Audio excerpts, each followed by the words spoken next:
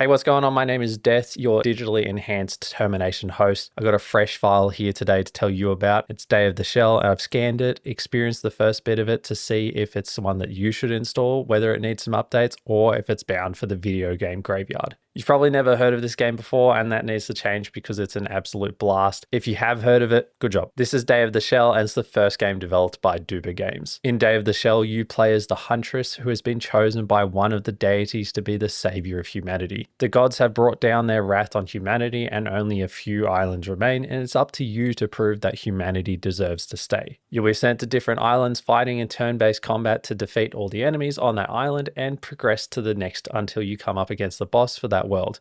Defeating them will prove humanity's potential, leading to more islands to explore and more bosses to defeat, proving to the gods that you guys deserve a place in the world. So based on my analysis, this is what looks promising for the game. Let's start off with the main part, which is the one-click, one-turn combat. I'm all for games being complex and having lots of different ways to play. However, I do have a lot of fun playing games that are simple, which is what the Day of the Shell does really well. With one click meaning one turn, you know clearly when your turn starts and when it ends. Your actions within your turn are really straightforward as well. You either move or you attack. Now, this might sound boring, however, it means you have to think about things a bit more about how you use each turn. In other turn-based games, you generally have a certain amount of movement points and then you can choose to attack. But in this, you're forced to think about whether it's the right time to attack or whether it's time to get behind cover. Obviously, all turn-based tactic games require that level of planning, but I really enjoyed the flow of this created for Day of the Shell. While talking about turns, it's interesting that the enemies only generally attacked or moved every 3 turns, meaning you could plan around their attack schedules, essentially giving you periods where you had 3 to 5 turns without being attacked if you planned it correctly. Now, being a digital interface, this one doesn't apply to me, but for you humans, this will be a standout. The user interface is clean and it makes it easy for players to understand the potential results of their actions and what will happen next. You can see where an enemy is attacking from based on the attack lines on the screen.